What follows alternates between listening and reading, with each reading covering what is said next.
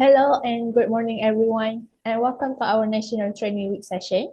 I am Husmina, and I am delighted to be your host for today's session. So today, we are honored to have our expert HR trainer, Miss Grace, who will be sharing her valuable insights on effective interview skills.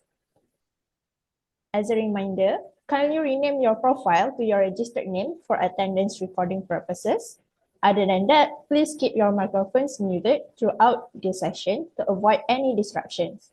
If you have any questions, feel free to type them into the chat box and Miss Grace will answer them accordingly. So without further ado, I will hand over the floor to Miss Grace. Thank you very much, dear. Good morning to everyone. Let me just start sharing my screen.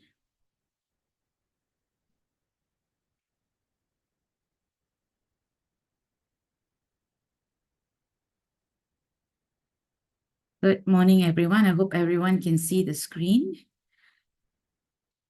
Thank you very much. Okay, firstly, I'd like to introduce myself, a very brief description. My name is Grace, and I have over 20 years of experience in the recruitment industry, especially with recruitment agencies. So I would actually like to share with everyone with regards to effective interview skills today.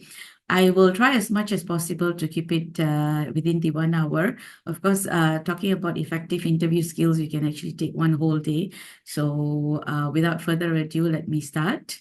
So this comprehensive 1 hour training program is to actually support you to upskill your interview techniques. I hope everyone here has got some sort of interview experience or would like to actually venture into interviews. Yeah, so please do type in the questions as and when you have. I would love to give more explanation because I'll be running very fast through the training today. Yes. Okay, so what we're going to cover today is very briefly on understanding the interview process. Number 2, preparing for the interview. Number 3, conducting the interview, and finally evaluating candidates and making decisions. So usually the next 2 slides will actually be on how do you make the decisions based on role.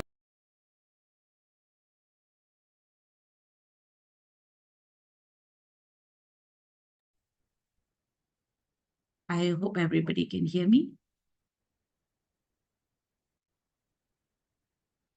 I'm sorry, can someone type if you can hear? Yes, we can hear you now. Sorry, because I was muted earlier. Yeah. Okay.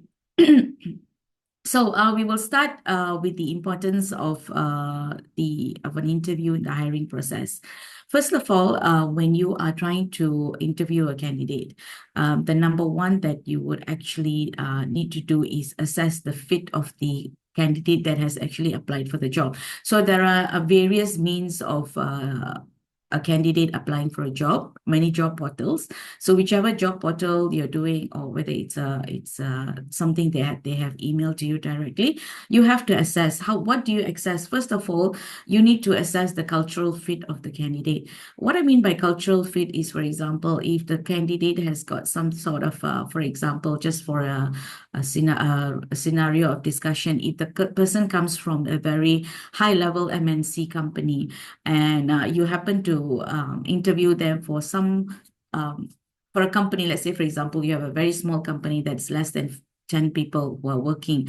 This candidate may not be a good fit because they have very high expectations when they're coming from a very big MNC, what do you call this, client company, to fit into a smaller company. That might be a cultural misfit, right? Or for example, if it's a team fit, how would they fit into your team? Do you think that they would be that they would have the right mindset of your team members as well? This you would know if you have a very good bonding with the team itself that they are being hired for. For example, if you are the manager of the team that this candidate is being hired for, then you will know whether they will be a team fit. But if you are a recruiter, for example, I would advise every recruiter to actually understand the background of the team that the candidate is being hired for, as well as the manager the candidate is going to be reporting to, because the other fit, which is extremely important, is the boss fit. Now, 90% of the time, a candidate resigns from a job because they do not have a good relationship with the immediate manager. So if you ask me during the interview itself, you need to find out if this candidate is someone who will have a good fit with the immediate hiring manager. So that's why I said if you are the hiring manager itself, then good. But if you are a recruitment assistant, you're a recruiter, then it is very essential for you to be able to understand the wants and the characters of the boss, right? And then the second will be evaluating the skills and expertise. Technical skills, if you are hiring the candidate for IT role, for example, then you would definitely need to know whether they have the proper IT skills. And there are some companies who actually do assessments as well. So that would be something, if let's say your company is not, for example, you do not obtain any paid assessment, there are lots of free assessments that are available online, which you can download based on the criteria of the skills that you want to assess them for.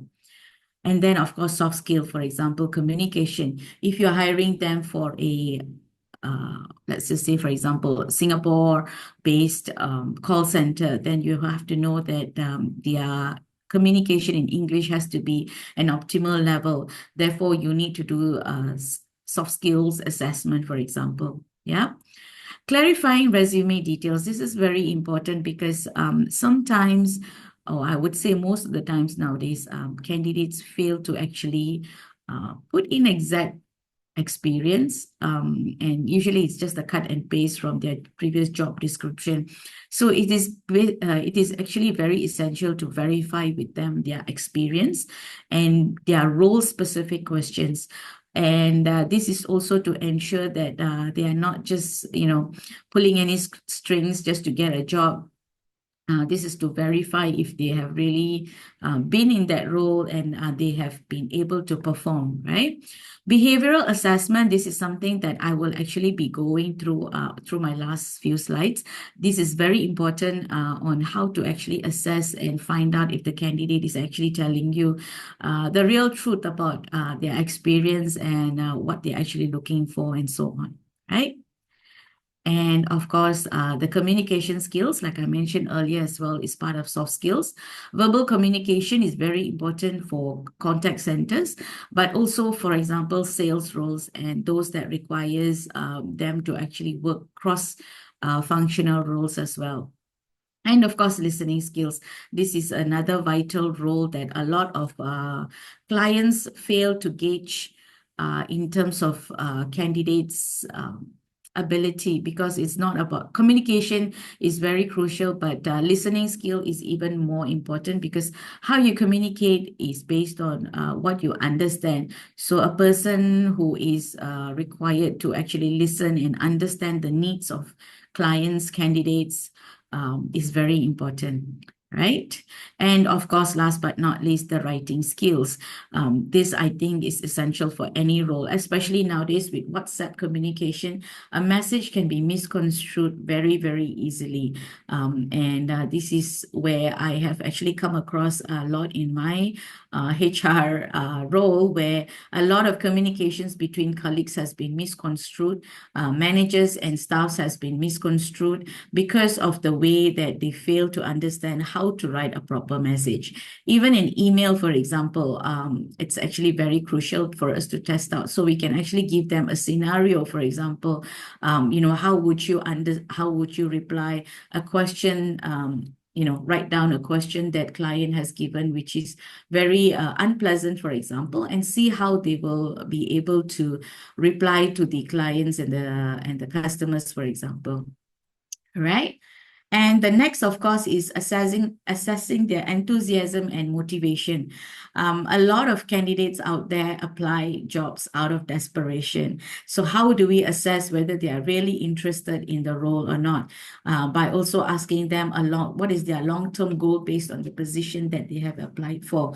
For example, if they come from only an experience with customer service, but what they're applying for is a sales role, for example, and And this is where you actually have to sort of do a cross-examination, right, to find out why exactly are they interested and what would be their long-term goal in terms of growing their career from customer service to a sales-based role. Yeah. Next will be building a personal connection. Now, this is where we actually kind of like ease the candidate a little bit and try to get a bit more on their not so professional side, I would say, but still keeping that professionalism, right? It is more of establishing a rapport with them. For example, this would actually be more applicable if you are the direct hiring manager or you are actually hiring the candidate for your own team. Basically, this is to gauge how they will be a good fit for your character and also how they will be a good team player for your team. Right? Understanding their personality. This would be more when you ask certain personal questions, but also not to keep it too personal because it is easy to cross the boundaries sometimes. If you ask me, a candidate should not be asked a question that is too personal, but most of the time something that will affect their performance as well. For example, do you have kids that are going to school? How do you manage their timetable if they have extra classes, for example? This actually shows how they are able to manage the times when family needs them, the kids need them. So understanding their personality would be, for example, if you are a parent, how crucial is it for you to take leave if your kid is not well in that sense? So understanding their personality would mean how much of time would they need in the event the kid is not well and so on. But this again is not to disregard their application for good, but it is to basically understand where they come from. All right. Providing information to candidates. This is very, very important. When you do your experience verification, it is also important to ask questions and inform them of the information the role requires them to have. So the experience, so earlier on I said clarify their experience. Right now you need to explain to them the experience that is needed for the job itself in order for them to perform well, and also to ask them more on the role specific questions, right? And of course, the decision-making tools, again, as I said, I will be covering more of the behavioral questions and scenario-based questions in my last few slides. Are there any questions that anyone needs clarification before I move on to the next few slides? If there isn't, then I will probably go ahead. Okay, so why is it important to have a good hire? We will go through here what are the impact of a good hire versus a bad hire. Number one would be a productivity. Now, when you do a good hire, meaning if the person has got all the right attributes, the experience, they become very efficient. And they also become innovative, meaning you don't actually have to hold hands with them throughout. They will also be able to input ideas based on their previous experience on how to make their current role even better.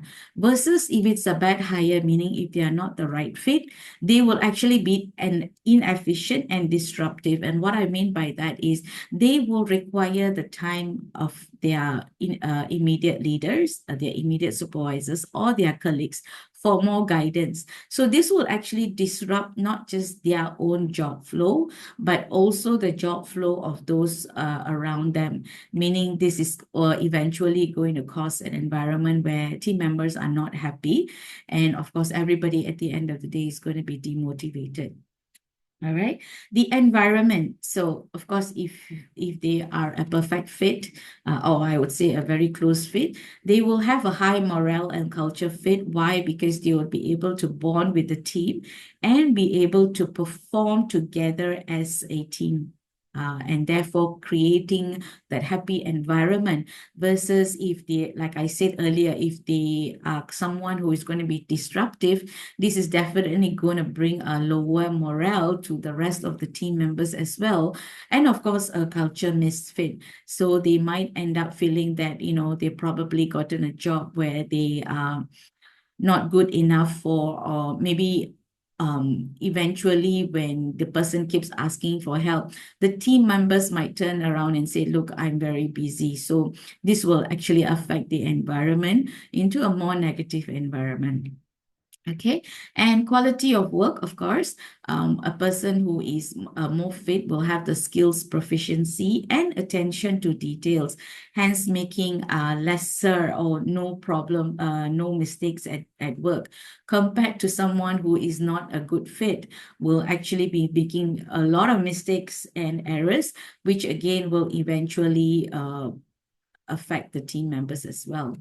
Now, if they're going to be someone who's dealing directly with the customer, if it's a good fit, the customer is going to be satisfied. So there was going to be a very good problem resolution, for example, and therefore clients will retain. The person that you have hired also will be able to retain in their job for a long time. Versus if they are not a good fit. For example, if you know that this is a customer service role that requires technical skills, and this person does not have the skill for that, they are not going to be satisfied long term because they're going to be having a lot of unresolved issue, escalations from customer, and therefore eventually they're going to leave their job. And if it continues on with the wrong fit, this role is going to have a very high turnover. Again, also costing everyone's dissatisfaction in the team, right? And of course, in terms of cost, a lot of people do not realize that hiring is actually extremely costly for the company. Why? Because when you do hiring, number one, you are posting jobs, for example. So even during the recruitment process, you are already incurring costs for recruitment. And the time that you have spent for the recruitment, the interviews, for example, is also cost for the company because you are being paid to actually train them and so on. And if the person comes with the proper background, proper experience, they will require less training, right? So meaning cost control. Whereas if they do not come with the proper experience, then you actually have to invest in more trainings. Therefore, eventually them leaving is going to cause a gain for their replacement to be recruited. Right? So cost is actually an underlying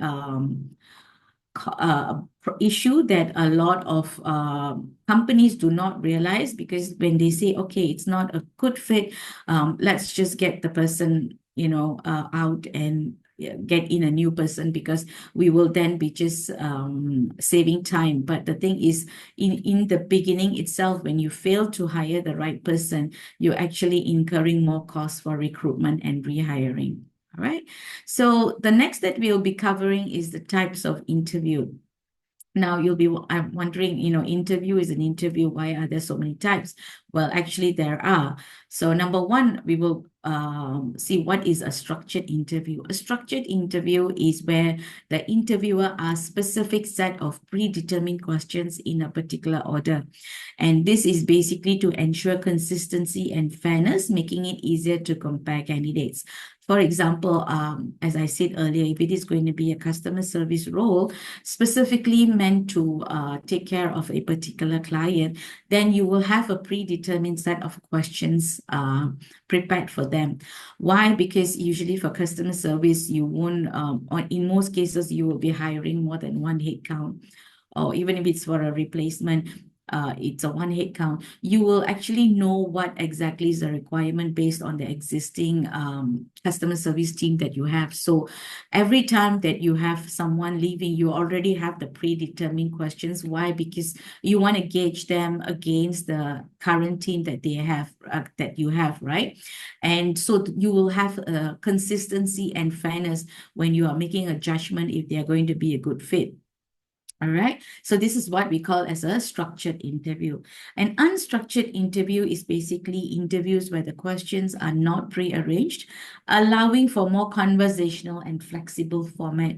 The purpose of this is actually to allow deeper exploration of a candidate's experience and personality, right? So basically this is, for example, if you are hiring for a secretary or a PA, this is not really a normal role that what do you call this? That I mean, it is not really a common role that you will be interviewing for on a very regular basis, for example, right? So then you would want to explore more on the candidate's experience and personality, because why I say personality is very important for this particular role is because you're going to be having a very close contact, what do you call this, interaction with the person that they are going to be reporting to, because this will most likely be the MD or the CEO, for example, right? So yeah, things like this. So that based on those kind of roles, you would know whether this can be a structured interview, an unstructured interview, right? So this is basically, I would say, more on the roles that you are actually interviewing for.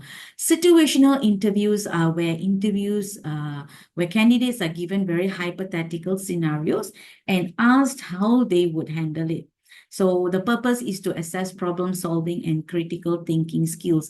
This can actually be applied for all roles, meaning you actually give them a real life scenario, for example, or something that has actually happened or recurrently happens within the scope of their work, and see how they would actually be able to handle. So this is where you can actually do a role play, for example, or in terms of asking them questions. If you have the time, if you feel that they have kind of passed through the assessment on these problems, solving and critical thinking, you would be able to actually do a better, what do you call this? You will be able to gauge them better by doing a role play as well, giving them a situational interview, right? Behavioral interviews. Behavioral interviews actually focus on how the candidate handled past situations and challenges. And this is actually to predict future behavior based on past experience. So this one, usually you will ask them if they have actually handled personally any such situations in the past. For example, you could ask them, okay, in your current role, you would actually need to work very closely with your team members. Has there been a scenario where you have, for example, had a misunderstanding, or your team members had a misunderstanding based on the communications that you had given, and therefore, how did you overcome the challenge, for example? A lot of times candidate will give you a scenario that they would think is right or wrong, rather than actual situation. But I think how we can actually gauge is actually by cross-asking them again a few different questions based on the information that they are giving. This is actually where we will come through to behavioral interview later on, where you will be able to gauge whether what the candidate is saying is actually a real scenario or something that they have just come up with for the interview purpose. All right. The next one that we'll be looking at into is case interviews. This is where candidates are given a business problem to solve. And this is usually to assess their analytical and problem-solving skills, often in consulting or finance role. So let's just say, for example, you are hiring a finance manager. It's a very critical role for all companies. If let's just say you don't have a finance director and this finance manager is managing a lot of vendor issues, for example. So you can actually give them, again, a real life scenario on how they would handle that problem, because a lot of times we have issues in terms of finance roles where payments are delayed or payments are not coming in, for example. So this, I would say, would give a scenario, because usually, for example, a finance person is not really a client fronting person. They are usually just behind the computer and just doing numbers and so on. But if your role within your company requires them to actually face the client, then this would be a good way of you to gauge if this is a candidate who not just has the skill sets in terms of their finance skill set, but also in terms of their communication and problem solving, right? Sorry. The next would be technical interviews. So like I mentioned earlier, if you are recruiting for more of a technical role or knowledge related, for example, an IT role, which is very, very technically high profession required to ensure if the candidate has the necessary technical expertise. A lot of candidates in terms of IT, when I have interviewed them, they do have the knowledge. They do have, for example, the degree or the paper qualification. But in terms of applying it to their job, becomes a little bit of an issue when it comes to daily problem solving. So these are scenarios where you will be able to gauge whether their technical expertise on paper is sufficient enough for them to actually embark on their role. Yeah. Okay, the next one is panel interviews. This usually is done if the recruitment is done on for mass interviews, I would say, mostly for call centers, or sometimes when you're doing part-time, when you're hiring part-timers, for example, companies that do what do you call this? Face-to-face selling. You have those part-timers who come in during their college leave and all that. So this is where interviews are conducted by group of interviews. Sorry, I'm referring to group interviews, which is the second one, right? Where multiple candidates are interviewed simultaneously. So you have one interviewer where you are interviewing multiple candidates simultaneously, basically just to understand how the candidates interact in a group setting and also their teamwork skills. And also if you want to do a first round of interview just to gauge the person's, front-facing skills. Are they going to be nervous and things like that before you actually shortlist them for the second interview? Now, the panel interview, the first one, is where you have a group of panels, a group of interviewers who will be interviewing one person. This is where usually, for example, if you do not want to waste much time in terms of first interview and second interview, you have the HR manager as well as the hiring manager who comes into the setting, at the same setting where you have your first interview itself. This actually provides a broader perspective and reduces individual biasness. Why this happens is this is actually a very good example that I have come through in my years of experience when we as recruiters in the past, because, agencies usually have 2 or 3 levels of interview. They will interview them on the phone and then they will have a face-to-face interview to be able to understand if this will be a good fit for the client. And then they will be able, only then they will be able to send the candidate to the client office for a face-to-face interview with the client. So usually there will be a mismatch in terms of understanding. So what I would usually do in the past is to at least sit in with the client or the hiring manager for at least 1 or 2 interviews to be able to understand their perspective as well. Now, this is very important, not just for panel interviews' sake, but broadly for all of you, if you are the recruiter, to sit in, because most of the time when you do the first level of interview, you will only be able to gauge the candidate based on what is written on the requirement on papers by the hiring manager.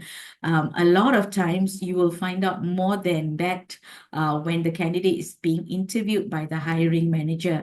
There will be a lot of of questions thrown by them, which are actually not so job related, for example, basically just to gauge their teamwork or the preference of the hiring manager as well. So it is actually very good and highly advisable to have panel interview, at least for one or two of the first candidate that you are hiring for that particular hiring manager for the first time, to understand a bit more of their unspoken or undetailed requirement on paper.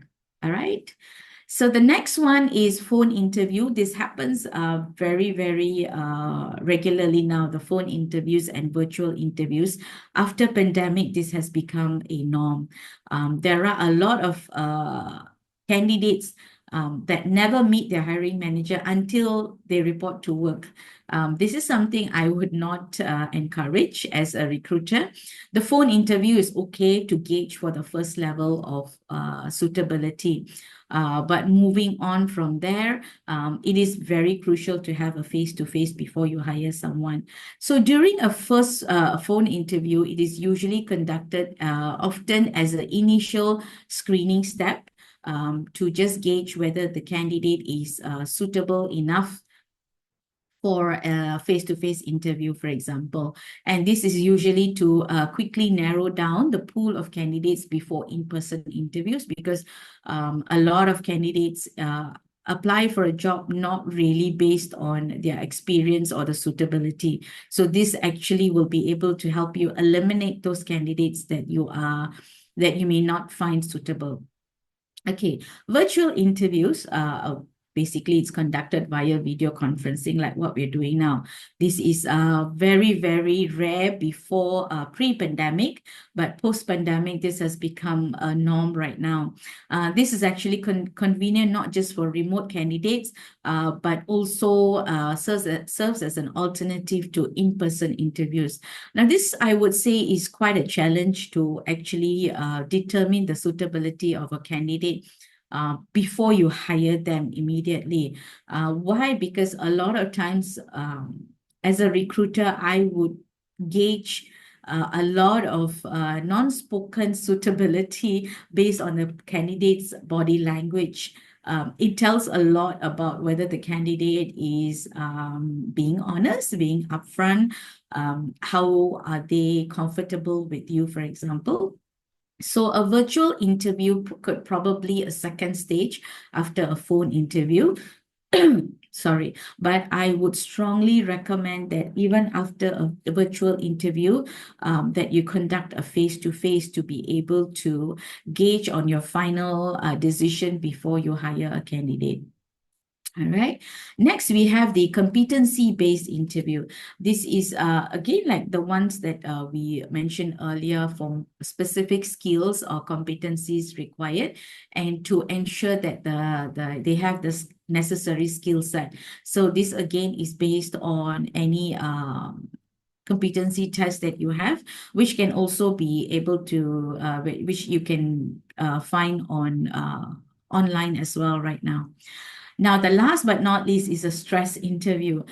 This is an interesting one because I think a lot of times we see people nowadays get raged and easily, they get very easily instigated by issues which are not even within their control. So what more if you have a person dealing in a stressful environment at work? And these are mostly call center roles, for example. Not just call center roles, but I'm giving that example because that is where usually you will get a lot of frustrated customers calling in due to their very unfavorable experience and things that they cannot handle, most of the time. So I'd just like to give a very good example. When I was working in customer service during my early years of career, I've had customers who used very unprofessional words on me.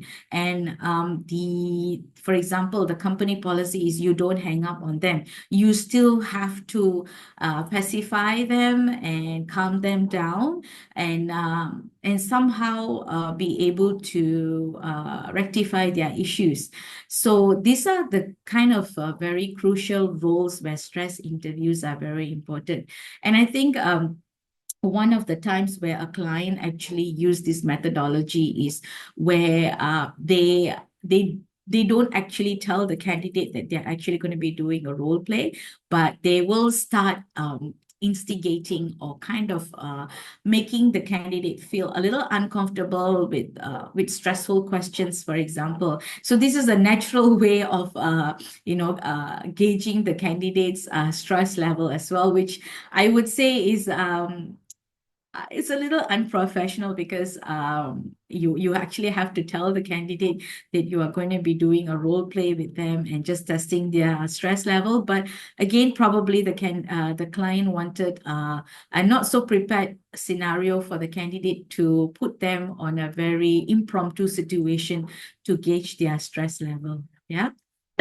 So there's a lot of ways to actually conduct all these different kind of interviews that I actually have shared here. And to go into it, it'll actually take quite a bit of time. So I'm just going very briefly on it, right? All right, so stages of interview. There are a couple of stages of interview, and what I'll be going through very briefly today is the preparation, conducting the interview, and then the evaluation and follow-up.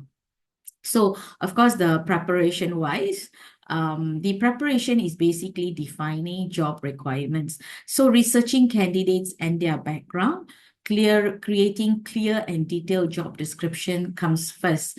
So when you have a job description that has been given to you by the hiring manager, I think it's also very good before you start searching to be able to go through and creating a clear and defined requirements from the hiring manager. And then so on, identifying the key competencies and skills needed. Probably this is something that has not been mentioned on the requirements per se before you actually start researching candidates and their backgrounds. So for example, if you're going to put in a role on any of the job portals, you're probably going to get easily 50 to 100 candidates nowadays, because out of desperation, a lot of people just apply for any job that they want to. So when you have the right and clear, detailed job description and the key competencies and skills, you would be able to very easily research and create a smaller pool from the candidates that have actually applied for. So you'll be able to narrow down probably from 100 to 50, right? And then on this 50 is probably the candidates that you would want to do a very short screen over the phone, again, to go through their experience, very few, very detailed questions where you can then again narrow them down. And the next time you do a second phone interview, you can actually craft more effective questions based on the different kind of interviews that you would want to do. And I would say that these questions that you are going to create would have to be more on a behavioral questions, which again, I will go through the next few slides, based on the job fit, cultural fit, and boss fit, which I had explained earlier what they are about, right? And then the next one would be the interview planning, where you structure the interview to ensure all key areas are covered, and preparing the interview environment, whether it's in person or virtual, right? And then the second one, of course, conducting the interview. Of course, first I said, choose the technique that which is the kind of interviews that you would want to conduct, whether it's going to be a panel interview, a group interview, what sort of interview, is it a skills-based interview, and so on. Then when the interview does happen, try to build a rapport first. Techniques for making candidates feel comfortable. So a lot of times, especially when it comes to fresh grads, you kind of have to break the ice with them and make them feel comfortable, not so nervous, because I think a lot of times, even for experienced candidate per se, somehow during interview, a lot of people tend to have cold feet. And although they are fit for the role, they might mess up a little if they are not so comfortable or they're nervous. So try to find techniques of making candidates feel comfortable. And of course, the importance of a positive candidate experience is also a must. What I mean by that is, even if it is not a candidate that you're going to hire, this candidate is basically going to be sharing their experience out there when they go out. So it is important to ensure that they have a good candidate experience, therefore creating a good name and rapport for your company, right? Effective interview techniques would be active listening, and of course, asking follow-up questions. That's very important because this will help you gauge whether they're just coming up simply with a scenario or whether it's a real case scenario. And of course, avoid bias and leading questions, right? The next would be evaluating candidates and making decisions. Assessing the evaluation techniques will be assessing responses and performance using scoring systems, making fair and objective decisions. Always put down notes if this is something you're going to be asking a lot of open-ended questions, which you could probably not remember later on. So try to put in the points that you would want to remember that will help you be able to make a decision. And avoid common pitfalls, meaning recognizing and mitigating unconscious biasness.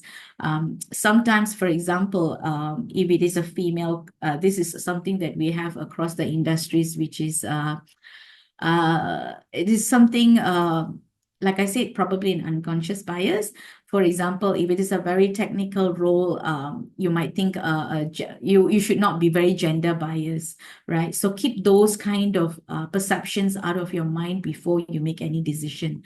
And of course, ensuring consistency and fairness in evaluation. If you're going to be having the same interview for 5 candidates and having to make a pick, if you only have one rule, for example. So consistency and fairness in evaluation. And making the final decision, collaborating with other interviewers before you actually make an offer and negotiate. So this is, of course, if there are more than one of you involved, and most of the time it's the hiring manager as well as the recruiter, and sometimes even 2 different levels of hiring managers, right?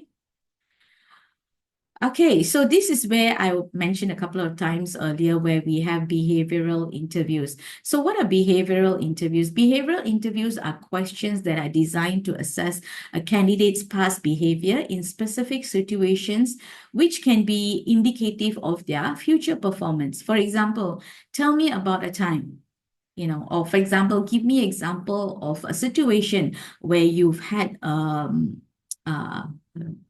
a difficult moment due to miscommunication with your colleague, for example. So these behavioral questions help interviewers understand how candidates have handled situations in the past, providing insights into their problem-solving abilities, interpersonal skills, adaptability, and overall work ethic. So when you give an open-ended questions, it provides a situation for the candidate to be able to elaborate more.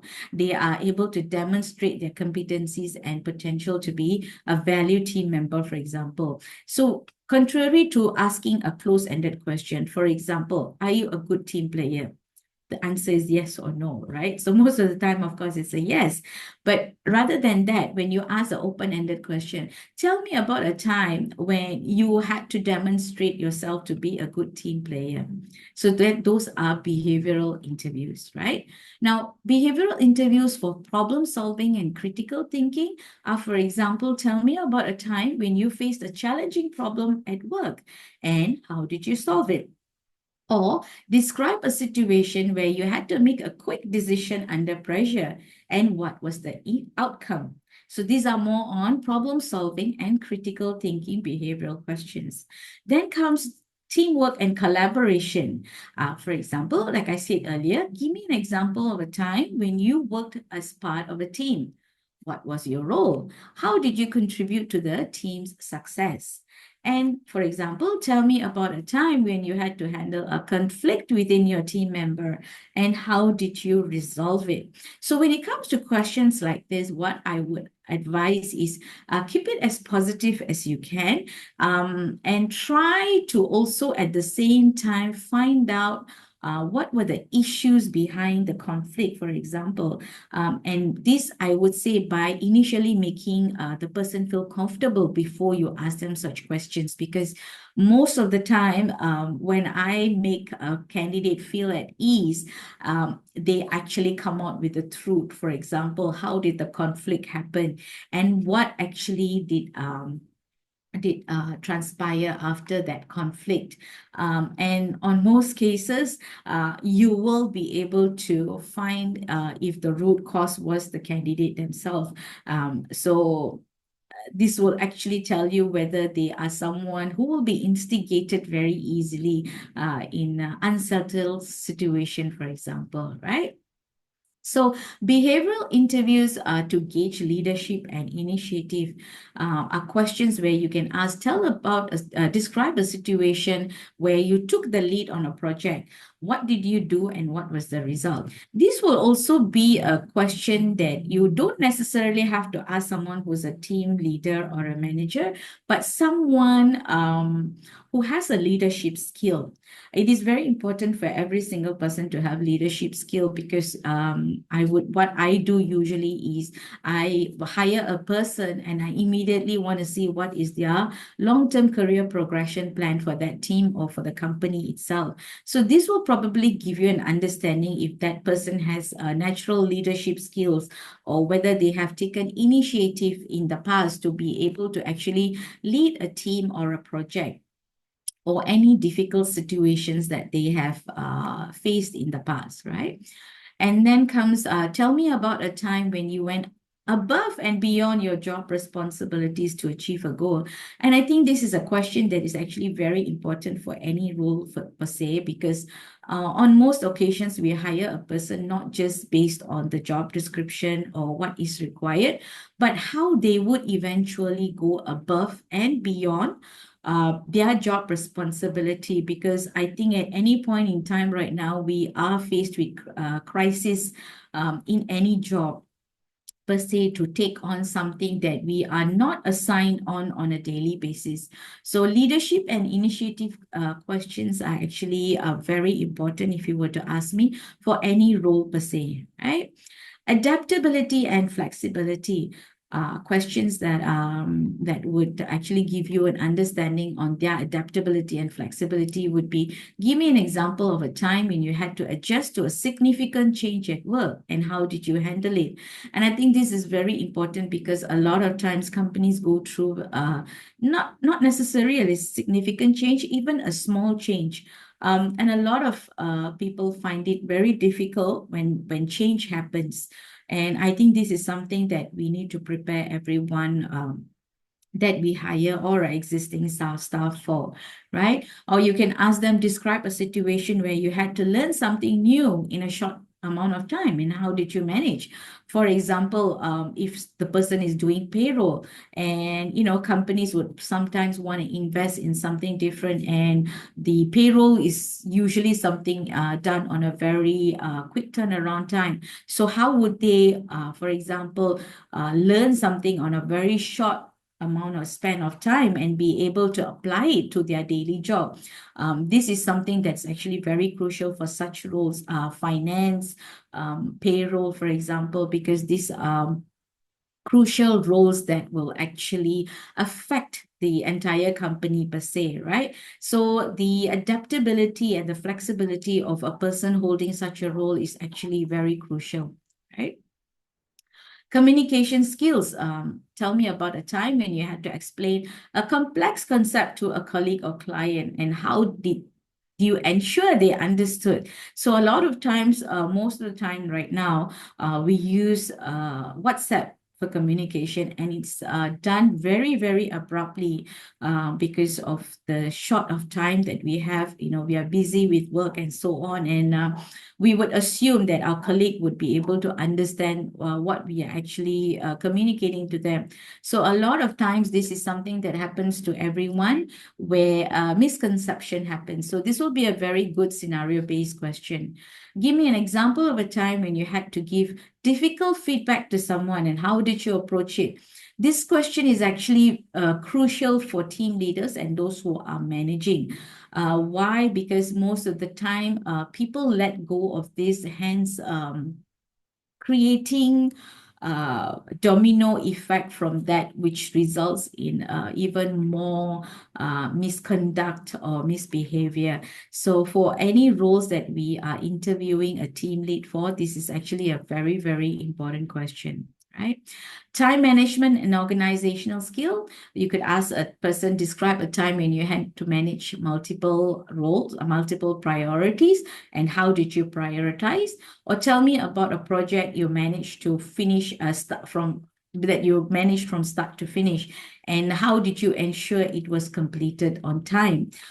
This, I think, is very important to be able to gauge if this is someone that you regularly need to follow up for any roles that have a very short time span of projects, right? And customer service and interpersonal skills. Give me an example of a time when you had to deal with an angry or dissatisfied customer, and how did you handle the situation? Or tell me about a time when you had to build a relationship with a new client or a stakeholder, and what steps did you take? So you would be able to find out if this is an extrovert person and they are able to, engage not just with new stakeholders or clients, but also with their colleagues. Right. Achievements and results orientation. You could ask them questions like, describe a situation where you set a goal and achieved it, and what would be the strategies that you use to ensure the success of it. Give me an example of a time when you exceeded expectations on a task or project, and how did you achieve it? Okay, this one is, I would say, one of the most important things, ethics and integrity. And a lot of people find it difficult to ask these questions on candidates, because how would you ask, directly, are you an ethical or a person of integrity, right? So what you could actually say, ask them is, tell me about a time where you were asked to do something that went against your values, and how did you handle it? I would say usually I will share with them my personal experience, which I had in my previous organization, where it actually had led me to resigning my role, because I did not want to do something which the company thought was okay, but was against my values. So you can actually put yourself in such a shoe and give them a scenario where you could tell them it's okay for you to share if that is something that was questioned by your organization. Also describe a situation where you witnessed an unethical behavior, and how did you respond to it? Again, this is another question where I would say, for example, times when I have actually done whistleblowing. A lot of candidates don't know what is whistleblowing. So you could actually explain to them, these are situations where you have actually witnessed unethical behavior, and how did you respond to it, right? Stress management. Describe a certain situation where you had to work under significant stress, and how did you manage to stay productive? Or tell me about a time when you had to meet a tight deadline, and how did you ensure the work was completed on time, right? This is more on stress management. Attention to details would be, give me an example of a time when you made a mistake because you overlooked something, and how did you handle it? So sometimes this will also explain to you how they would actually own up to a mistake, that they did overlook something, and how they actually overcome it. Right? Describe a situation where you had to ensure accuracy in your work, and what steps did you take? So in this kind of questions, you can also ask, what was the mistakes that you made, which probably was, for example, was this a room for improvement, for example. You could actually ask them in that perspective as well, right? Learning and development, these are candidates if, let's say, your company is a company that wants to constantly, would want your employees to constantly learn and develop. These would be questions that would be good to ask is, tell me about a time when you sought feedback to improve your performance, and how did you apply the feedback, or describe a situation where you took the initiative to learn a new skills and how did it benefit your work. This is very crucial if your company is a company that requires people to consistently learn and develop themselves, because a lot of times people don't like to learn new skills. They would just want to be where they are. All right. So these are what we went through earlier, behavioral questions that are more for learning and development, attention to details, stress management, ethics and integrity, achievements and results orientated, customer service and interpersonal skills, time management and organizational skills, communication skills, adaptability and flexibility, leadership and initiative, teamwork and collaboration, problem solving and critical thinking. So these are the examples of the questions that I have actually shared with you. And we still have around 5 minutes. I would actually like to open up for question and answer, if that's okay with everyone, based on whatever I have shared.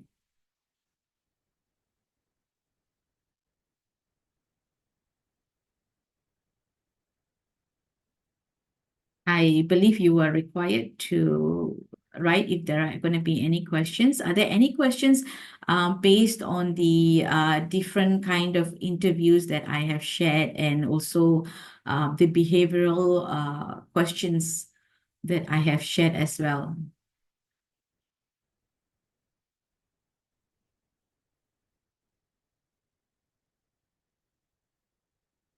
If there isn't, then I'll probably close the screen first. Any questions per se, and or pertaining to anything that is not shown in the slides earlier? Is there any other questions that you would like to ask to clarify anything on interview skills? No questions?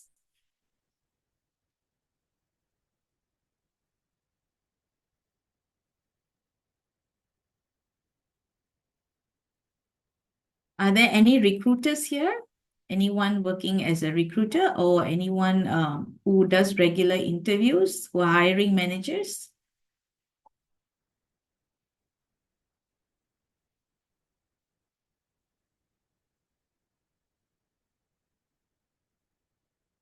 Yes, okay. Nurul Hidayah. Okay, so is there any question that you would like to ask based on the information that I had shared, Hidayah?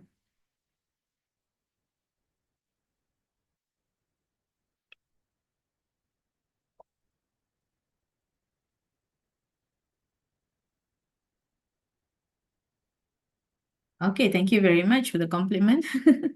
I hope it helps because these are very, very, I could not elaborate much because we only have 1 hour. When we do each questions, usually during my training, I would actually do a role play based on every different scenario, because that will actually be able to help you understand and gauge more of how you can actually use it on your daily interview routines as well, because role play is the best method to be able to actually remember how to use it in your daily task. Yeah. Thank you so much, Hidayah, for your feedback. Anyone else?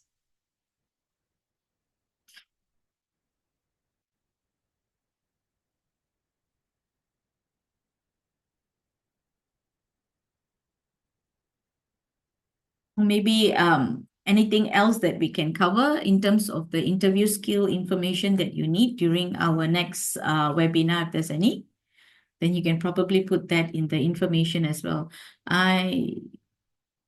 Okay. That's good. That's good, Abhirami. All the best to you. There's a lot you can actually learn as well online nowadays in terms of looking for a recruiter role. And this would actually help you to be able to understand how to ask a question, how to answer a question in order to be a recruiter. Yeah, so all the best to you.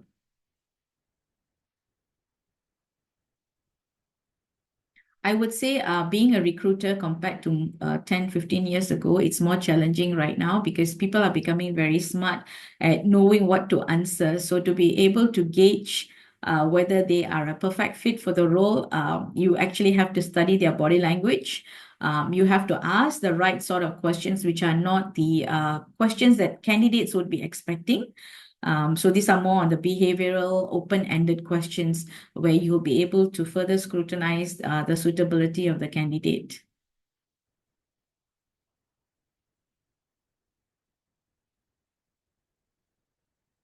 Looks like no more questions.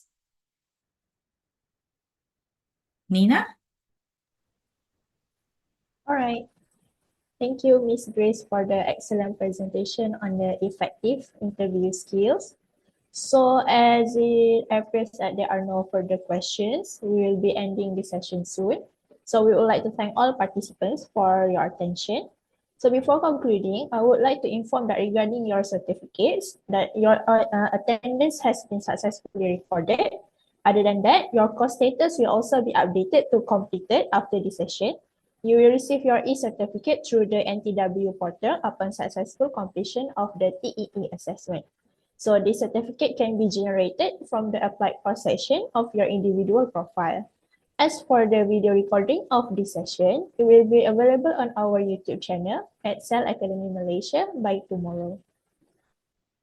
So before we end this session, we are excited to share our year-end promo for our public training, which is pay 3 packs, get 2 free, which means that if you register 3 participants, you'll get 2 additional participants for free. So this promo is all HRD code claimable and is also a great opportunity to develop your skills before the year ends. And as for our upcoming training sessions, some of the sessions are already confirmed, so we encourage you to register for these courses as they are confirmed to proceed as scheduled. So some of our courses that we offer is AI tools training, which include introduction to AI tools and ChatGPT and AI tools for content creation and marketing. We also have CapCut and Canva training, which is for video marketing and also Canva design bootcamp. Other than that, we also have digital marketing training. So for the digital marketing masterclass, this session is confirmed. We also have digital marketing professional. Other than that, we also have social media marketing and also SEO and SEM. We also have Microsoft training, Microsoft Excel in basic level, Microsoft Excel in intermediate and advanced level. Other than that, we also have Microsoft Excel on data analytics and also Microsoft Power BI. All right, so if you are interested in enrolling in any of these courses, please contact us.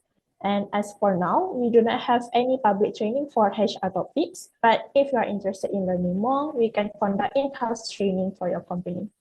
So that marks the end of today's session. Thank you all for your participation. Thank you once again, Miss Grace, for the great session, and have a good day, everyone. Thank you, Nina. Thank you, everyone. Have a good day.